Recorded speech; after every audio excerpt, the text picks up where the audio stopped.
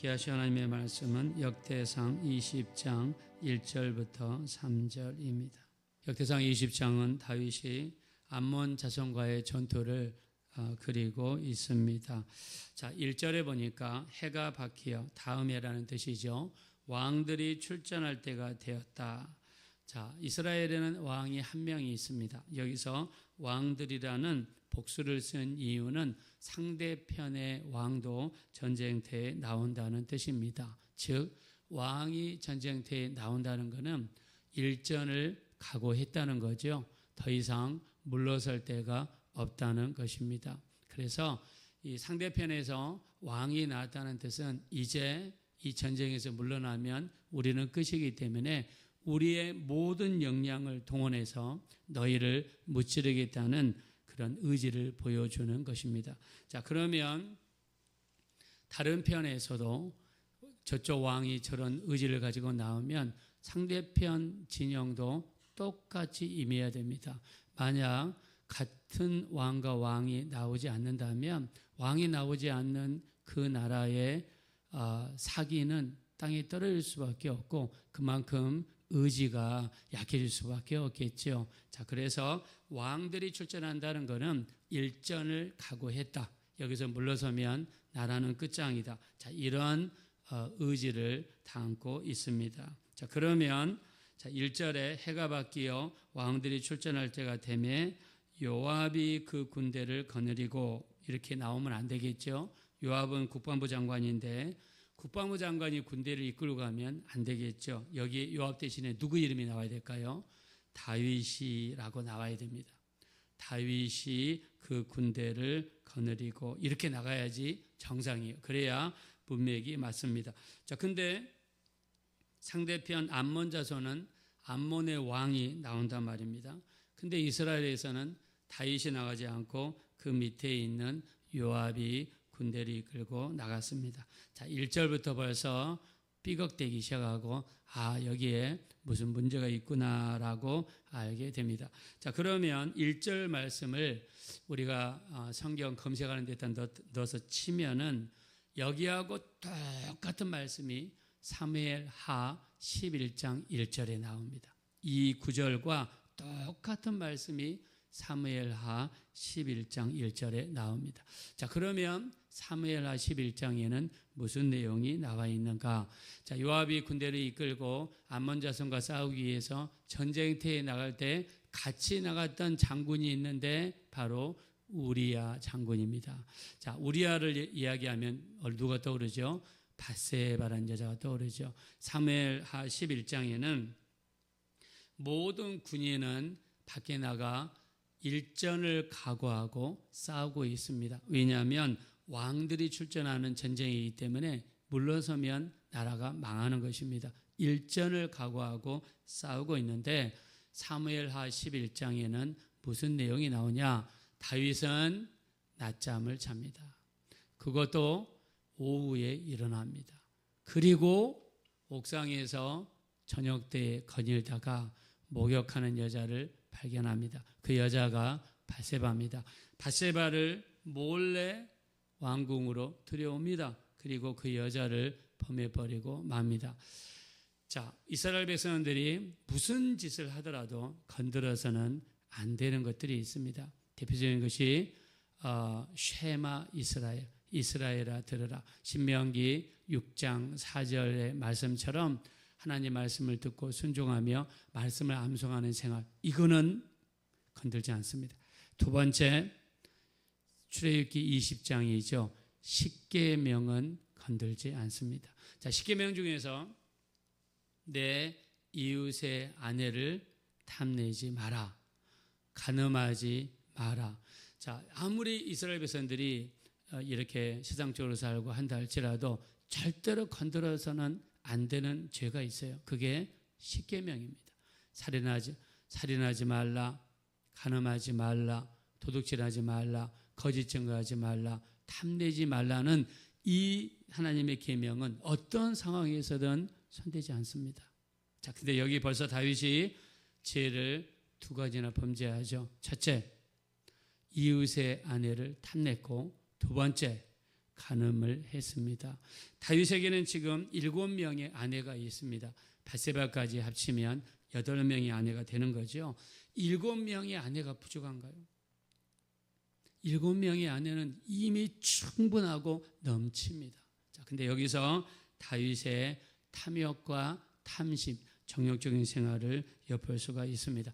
왕들이 출전할 때가 되었는데 다윗은 출전하지 않았습니다. 벌써 게으름과 나태함이 다윗 속에 들어왔습니다. 자, 그리고 여자를 자기 마음대로 취했습니다.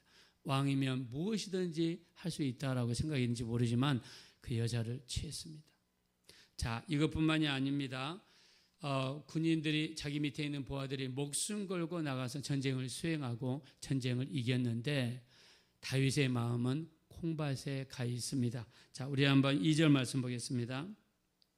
다 같이 한번 읽읍시다. 시작. 다윗이 그 왕의 머리에서 보석 있는 왕관을 빼앗아 중량을 달아 보니 그만 달란트라. 그들의 왕관을 자기 머리에 쓰니라. 다윗이 또 그 성에서 노력한 물건을 무수히 내었고. 네. 자, 다윗은 다른 성경 구절에서는요, 이 전쟁에서 승리하고 노획한 물건들은 어떻게 했습니까? 하나님께 드렸습니다. 그리고 자기 아들 솔로몬이 성전을 건축할 수 있도록 건축 재료들을 준비한 것을 볼 수 있습니다.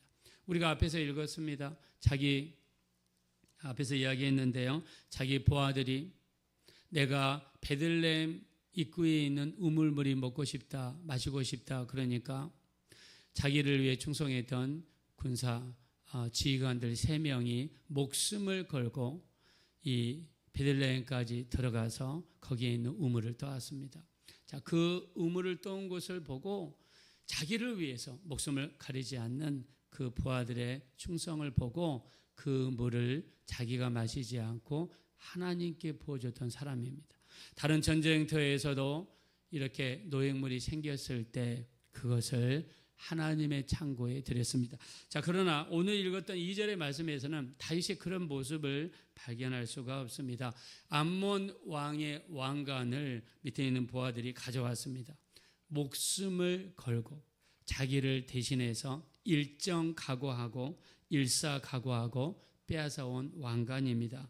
자, 물을 하나님께 드렸던 것처럼 하나님을 위해서 목숨을 아끼지 않고 빼앗아온 이 왕관이라면 어떻게 해야 되겠습니까?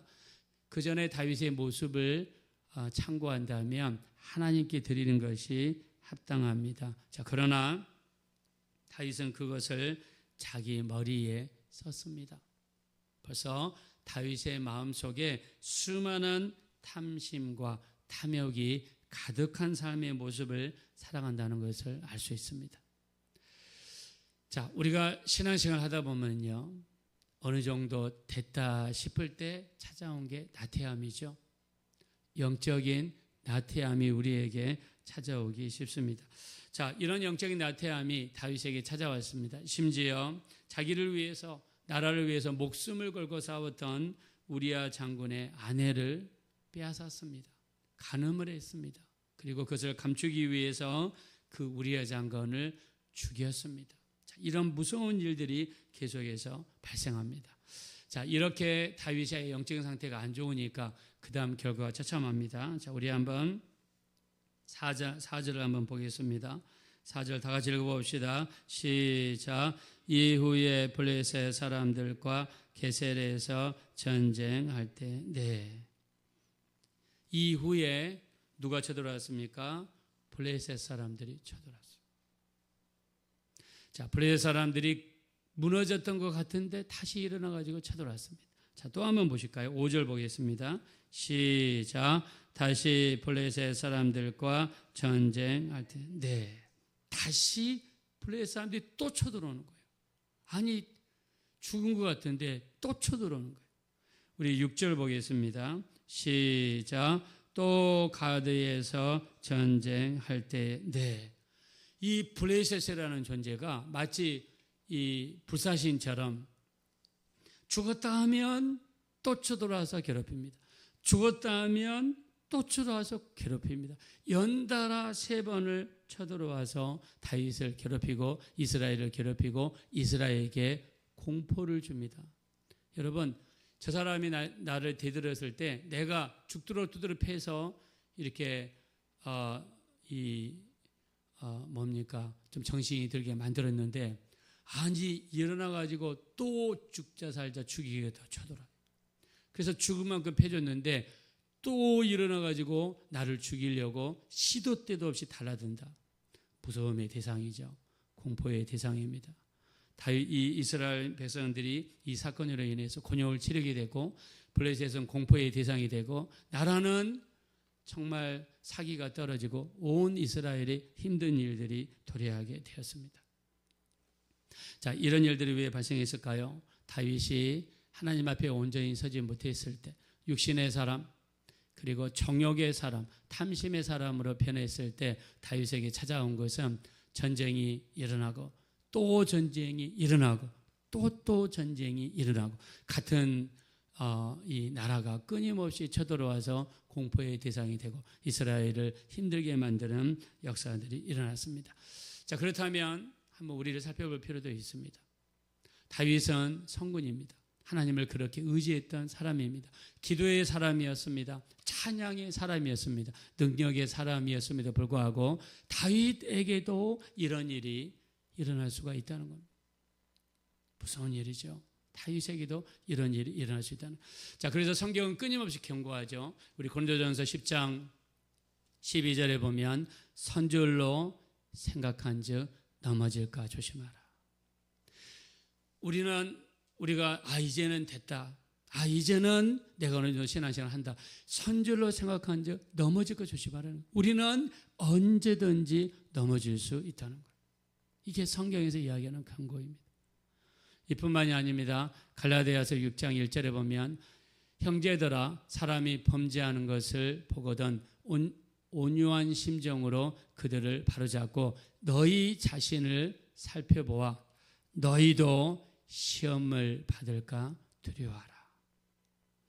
자, 다른 사람이 죄를 범하는 것을 보거든 그거를 교훈으로 삼으라는 것입니다. 자, 오늘 우리가 다윗을 봤습니다. 다윗도 이렇게 넘어질 수 있다는 거예요.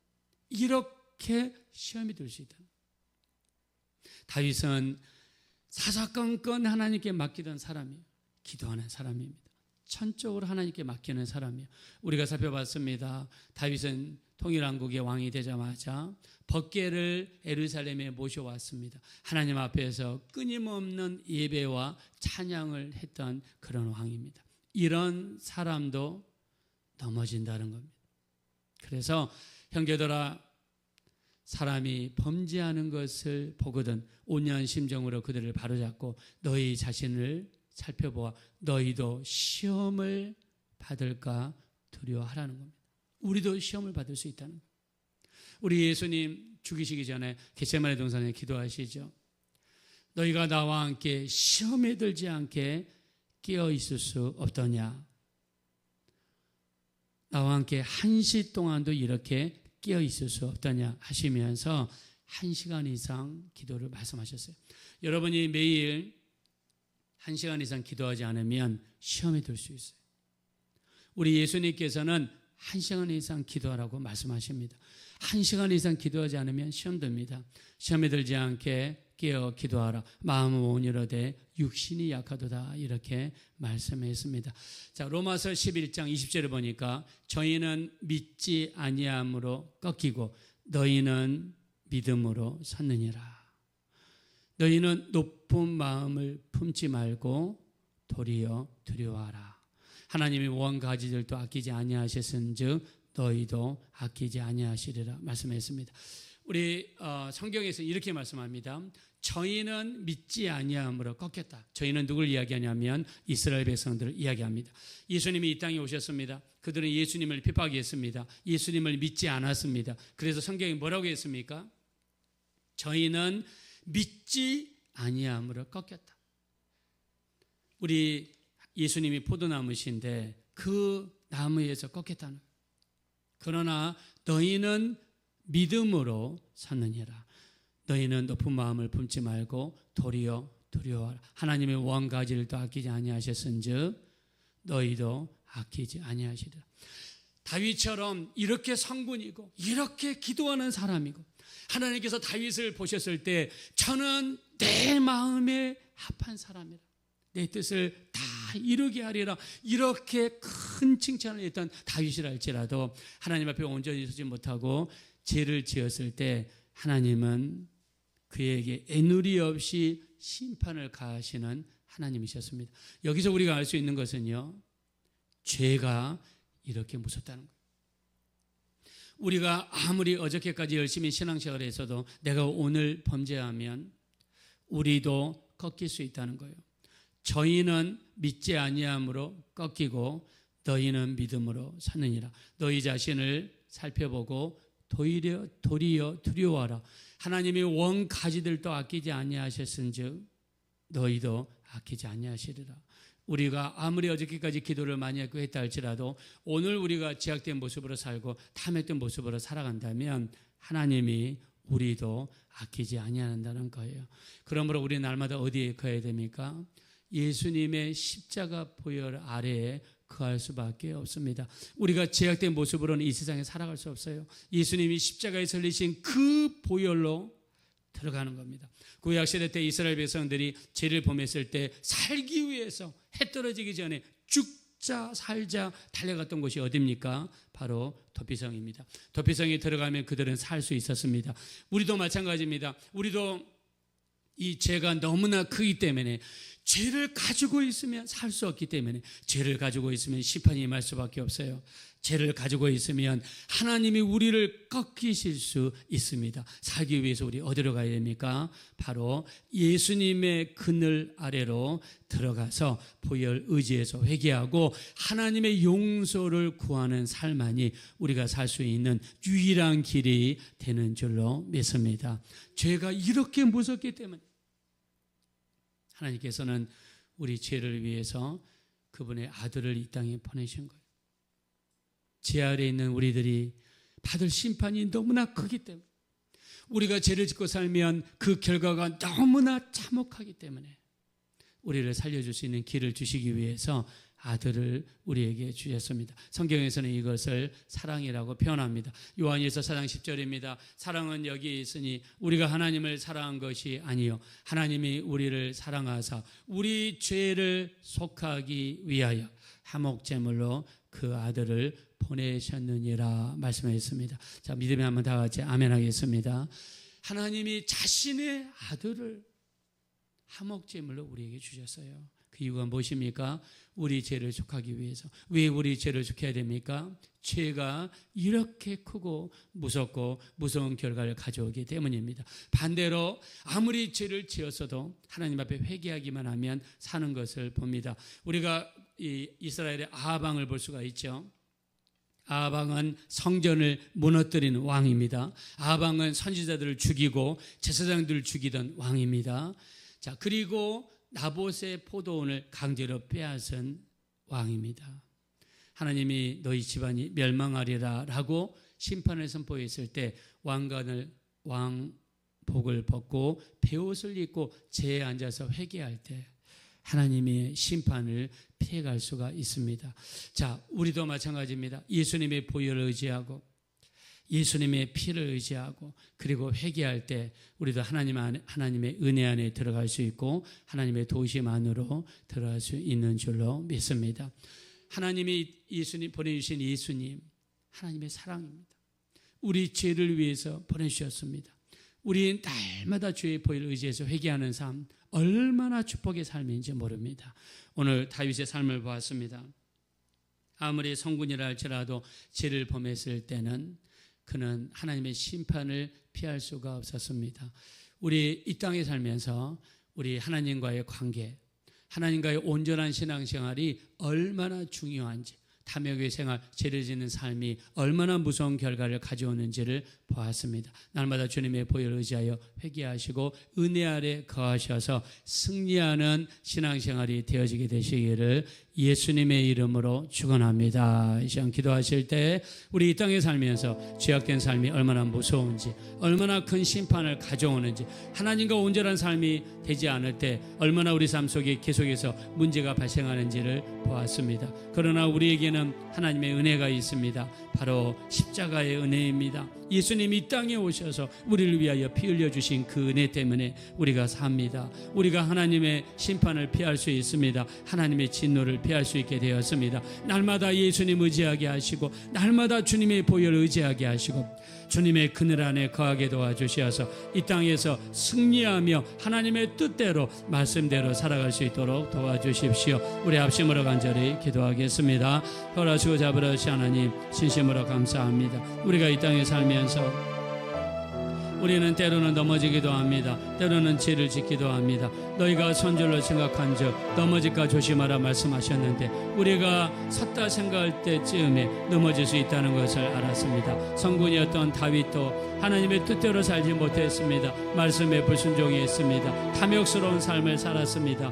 왕들이 출전할 때가 되어서 일정하고 일사각오의 정신으로 싸우는 전쟁터에도 나가지 않고 낮에 한가롭게 잠을 자다가 늦게 저녁 때 일어나서 그는 여자를 범하고 말았습니다. 왕 빼앗아 제 밑에 있는 보아들이 목숨을 걸고 빼앗아 온 왕관을 취하며 자기 머리에 쓰고 말았습니다. 이런 삶을 다윗이 살았습니다. 그 결과는 비참합니다. 끊임없는 전쟁의 연속, 끊임없는 침략을 당하는 무서운 결과가 나타났습니다. 하나님과 우리 사이가 온전하지 못할 때 그 결과가 얼마나 무섭다는 것을 오늘 성경에 경고하고 있습니다. 하나님 앞에 바로 서기 원합니다. 너희가 선줄로 생각한즉 넘어질까 조심하라 하셨고, 너희 자신을 살펴보아 너희가 시험을 받지 않도록 받을까 두려워하라 말씀해 있습니다. 우리 하나님, 높은 마음을 품지 말고 두려워하라고 했습니다. 하나님 앞에 날마다 깨끗한 심정, 온유한 심정으로 살아갈 수 있도록 인도하여 주시옵소서.